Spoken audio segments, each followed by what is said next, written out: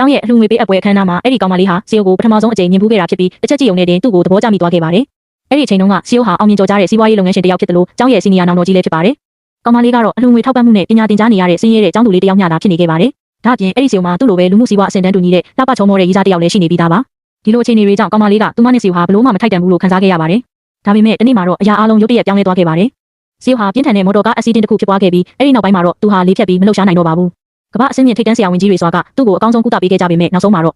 ့သူပြန်မဲ့တည့်ရနိုင်တော့မယ်ဆိုတဲ့မျှော်လင့်ချက်ကိုဆရာဝန်တွေပါလက်လျှော့လိုက်ကြရပါတော့တယ်။ဆရာအနေနဲ့စိတ်ပိုင်းဆိုင်ရာအားပေးကူညီမှုကိုအလိုအပ်ဆုံးဖြစ်နေတဲ့အဲ့ဒီအချိန်မှာပဲသူ့ရဲ့ရီးစားဖြစ်သူကလမ်းခွဲစကားကို message ချကနေတဆင့်ပို့ခဲ့ပါတယ်။ဒီတစ္ဆာဖောက်မှုကသူ့ကိုလုံးဝကိုကျိုးပဲပျက်စီးသွားစေခဲ့ပါတယ်။ဒေါသနဲ့နာကျင်မှုတွေကြားထဲကနေသူဟာတတိလေးတဲ့ဓာတ်ကိုကောက်ကင်ပြီးသူ့ကိုယ်သူအဆုံးစီရင်ဖို့ကြိုးစားခဲ့ပါတယ်။ဒါပေမဲ့အဲ့ဒီလိုအရေးကြီးတဲ့အချိန်စစ်မှာပဲကောင်မလေးကအချိန်မီရောက်ရှိလာခဲ့ပြီးဘာကိုမှမကြောက်မရွံ့ပဲသူ့လက်ထဲကဓာတ်ကိုလူယူလိုက်ပါတယ်။ဒီလိုလူလိုက်တဲ့အတွက်သူမရဲ့လက်မှာဓာတ်ရှက်ထိပြီးဒဏ်ရာရသွားခဲ့ပါတယ်။ဒါပေမဲ့သူမဟာမိမိဒဏ်ရာကိုဂရုမစိုက်ပဲစီကိုဆက်လက်သက်ရှင်ဖို့အတွက်အားပေးနှစ်သိမ့်ပြီးစိတ်သက်ခွန်အားတွေပေးခဲ့ပါတယ်။အဲ့ဒီနေ့ကစပြီးကောင်မလေးဟာစီယိုရဲ့ဘေးနားမှာ3နှစ်တိုင်တိုင်အမြဲတမ်းပြုစုဆောက်ရှောက်ပေးခဲ့ပါတယ်။သူပြန်ပြီးမတက်ရနိုင်ဖို့အတွက်နေရောညပါမနာတမ်းပြုစုပေးခဲ့တာပါ။ကောင်မလေးဟာသူ့ကိုကုထုံးတွေလုပ်ပေးနိုင်ဖို့အတွက်စိတ်ပညာစာအုပ်တွေကိုဖတ်ရှုပြီးနှိမ့်နေတဲ့အသက်ပညာနဲ့အစိုက်ကုသနည်းတွေကိုပါကိုယ်တိုင်သင်ယူခဲ့ပါတယ်။သူမရဲ့စိတ်နှစ်ကိုပါအနစ်နာခံမှုနဲ့မနာမနေစူးစမ်းအားထုတ်မှုတွေကြောင့်နောက်ဆုံးမှာတော့အံ့ဖွယ်မှုတစ်ခုဖြစ်ပျက်ခဲ့ပါတယ်။ဆရာဝန်တွေကလုံးဝအသုံးမကျတော့ဘူးလို့ဆုံးဖြတ်ထားတဲ့ခြေထောက်တွေဟာတဖြည်းဖြည်းပြန်လည်ကောင်းမွန်လာပြီးစီယိုဟာနောက်ဆုံးမှာခြေထောက်ပေါ်ပြန်မတက်ရနိုင်ခဲ့ပါတယ်။ဒီဝမ်းနာစရာအခိုက်အတန့်ကိုဆင်နွှဲဖို့အတွက်သူ့ရဲ့တငယ်ချင်းတွေကကလပ်တစ်ခုမှာပါတီအကြီးကြီးတစ်ခုလုပ်ပေးခဲ့ကြပါတယ်။ကောင်မလေးသာမရှိခဲ့ရင်သူဘယ်တော့မှပြန်လန်းရှောင်နိုင်မှာမဟုတ်ဘူးဆိုတာကိုအားလုံးကသိထားကြတာကြောင့်တငယ်ချင်းဖြစ်သူတွေကစနောက်ပြီးကောင်မလေးကိုဘယ်တော့လက်ထပ်မှာလဲလို့စီယိုကိုမေးလိုက်ကြပါတယ်။ဒါပေမဲ့အဲ့ဒီအမျိုးသားရဲ့အဖြေကိုကြားလိုက်ရတဲ့အခါအားလုံးပဲစွန့်မြင်တက်သွားကြရပါတယ်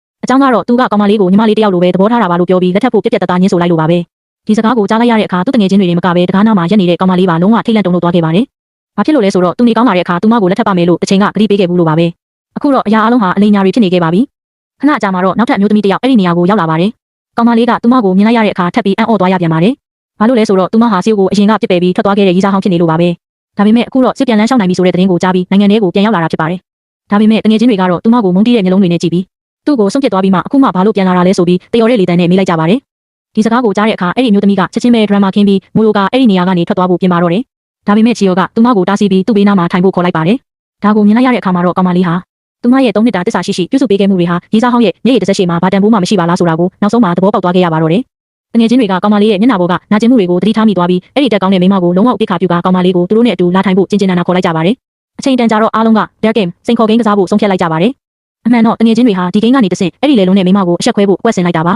။ပထမဆုံးအချိန်မှာတင်ပဲရီးစားဟောင်းကရှုံးနိမ့်သွားခဲ့ပြီးပြစ်ဒဏ်အနေနဲ့တငယ်ချင်းတွေကသူမကိုလမ်းကြုံတွေ့တဲ့ဘယ်သူမှမသိတဲ့မျိုးသားတစ်ယောက်စီကနေဖုန်းနံပါတ်သွားတောင်းခိုင်းပါတယ်။ဒီစကားကိုကြားတော့ရီးစားဟောင်းဟာအခက်တွေ့ပြီးအကူအညီမဲ့စွာနဲ့ပဲလူစိမ်းမျိုးသားတစ်ယောက်စီသွားပြီးဖုန်းနံပါတ်တောင်းလိုက်ပါတယ်။ဒါပေမဲ့ကန်ဆိုးကျင်တော့အဲ့ဒီလူကလူမိုက်တစ်ယောက်ဖြစ်နေခဲ့ပါတယ်။သူကရီးစားဟောင်းကိုချက်ချင်းပဲလာရောက်စော်ကားနှောက်ယှက်ပါတော့တယ်။ဒါကိုမြင်လိုက်ရတဲ့အခါစီယုံနဲ့သူ့တငယ်ချင်းတွေကရှေ့ကိုအပြေးလွှားသွားရောက်ပြီးသူမကိုကာကွယ်ဖို့အတွက်အဲ့ဒီလူမိုက်အဖွဲ့နဲ့ရိုက်ပွဲဖြစ်ကြပါတော့တယ်။ဒါပေမဲ့ရုံးရင်းဆန်ခတ်ဖြစ်နေတဲ့ကြား